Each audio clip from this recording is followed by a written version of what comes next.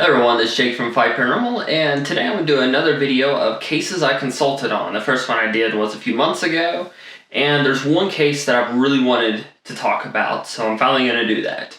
This was actually the second case I ever consulted on. This is back in, I believe it was the spring of 2016. Someone had contacted me from a group in North Carolina, and they said that they were dealing with a case. This woman and her husband were dealing with strange activity in their home, and she said it almost sounded like they were being haunted by children because they would hear the children's laughter. They would see short figures running around, and that's kind of the run-of-the-mill haunting stuff, so I didn't really think anything of it.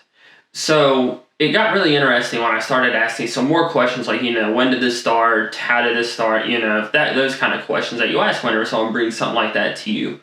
And they said that it really didn't start until their grandmother, or the woman's mother, had passed away. And she brought in some of her possessions, I guess left to her in a will or something like that. And one of them was this old doll that had belonged to her mother. So the doll, she thought there was something off with it because she kept it close. I think she kept it on her nightstand, closer because she's very close to her mother.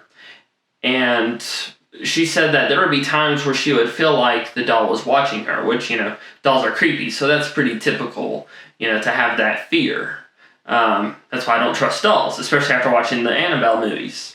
Anyway, so little things started happening. They would see figures, they would hear laughter, and the house that they were in wasn't an old house, but I think it had been built maybe in the 1930s, 1940s, something like that. And she said that everything had been really peaceful up until then. So I instantly knew, okay, maybe there's something attached to the doll. And so I asked, the people I was talking to, hey, can you ask the client if, there was a history of the doll being haunted or if they knew where her mother had got it from. And she said she didn't. Her mother had always had it since she was a kid. So the history of this doll probably goes back a lot further than, the case in 2016. But unfortunately, we don't have that information, so I couldn't really pursue that lead, but I still believe, that was the case. And so I was like, just keep me informed on what's going on. The team was going to do an investigation, or they weren't doing an investigation yet. They were going in to interview the client.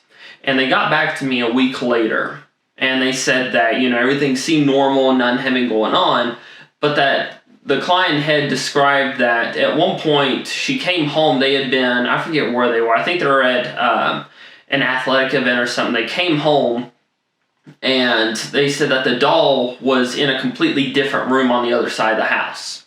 Now, everyone in the whole house, which was the woman, her husband, I think she had some kids or something like that. I guess they're watching a baseball game.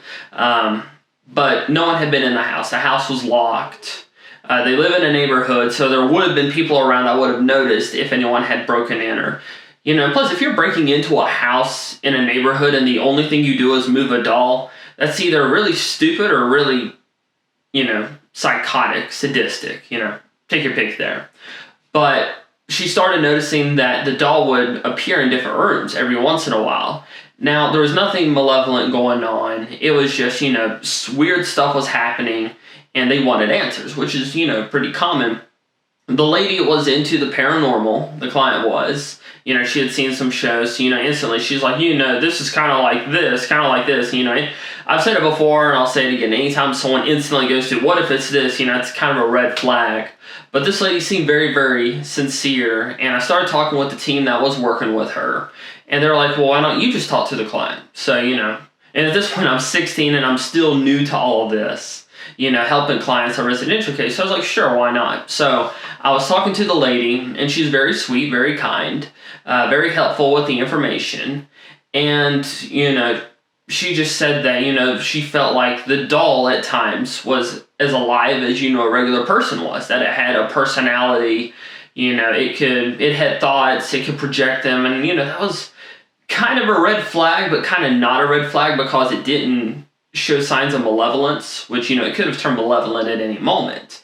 But the fact that, whenever she would see the doll and she would start thinking these thoughts, that got me thinking, either something dark and powerful is manipulating her thoughts into thinking that and is trying to lure her into maybe oppression and possession. I said, or she's using her thought energies or thought forms, whatever you want to call them, and she's giving life to this doll because, her mother passed away, and that was something that had been all her mother's life, and maybe she felt a connection, maybe, going a little further with that theory, maybe she felt like, her mother was somewhat still alive and she could keep her alive as long as, she gave sentience to the doll. Which, that's probably going way overboard with possible explanations, but that's a possibility. That's something you have to consider. So, this went on the course of about 2 or 3 weeks. Little stuff was happening. They never actually saw the doll move. And the doll wouldn't really do anything like, it wouldn't like move an arm or an arm different position. It would just be in different places. So, because there were children in the home, it is very possible the kids, could have been joking around, picked the doll up, put it somewhere else, and then forgot it. She could have picked it up and put it somewhere for some reason and then forgot it. That's very possible. But there were very real paranormal claims coming from the house. The voices, children's spirits. And in my opinion, I think there could have been spirits attached to the doll. And that maybe once the doll was brought in, the kids just simply followed it. And it does kind of make sense, children's spirits being attached to a toy. Wherever that toy goes, the children go. The only way that I guess we could really test that theory or back it up without doing a full investigation is by looking at the history, of the doll, her mother's stories, grandmother's stories, and seeing if they knew anything weird that was happening. But unfortunately, we can't do that because those two sources are unfortunately passed. So that made this really interesting. The woman even offered to send me the dolls. Like, it's kind of creeping me out at this point. She said her husband was kind of freaking out with it because, the deeper they got into the case, and the more they started thinking about, because once stuff starts happening, it's a thought, but it doesn't feel like it's taking up a part of your life. But when you involve yourself in a case, you have actual people, in different states that are invested in your story and helping you out, then it is a part of your life. It becomes a bigger part of your life than you initially think it will.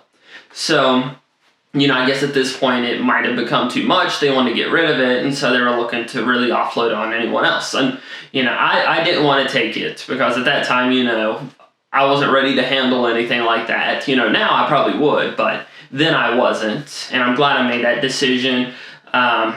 I talked to the team that was handling the case. They did a very good job with the team. I honestly cannot remember the name of their team. I feel bad that I can't remember. But they did a really good job with that case. They helped the lady out. They got some decent evidence. They never saw the doll move, never got anything with the doll. I think they said the lady kept the doll because she felt, like, whatever was either possessing the doll or came with the doll wasn't malevolent, wasn't going to hurt them, so she was okay with it. So that's kind of how that case wrapped up. And that was kind of weird, haunted doll, first time I've ever dealt with anything like that, and probably won't be the last time. But thank you all for watching this video. Leave your thoughts on this case down below. This is, one of the first ones, if not the first one I ever consulted on, and it took the course maybe about a month and a half. The whole timeline lasted, but, I'd love to hear your thoughts on this one. But once again, I'm Jake from Fife Paranormal. Have a great day, everyone.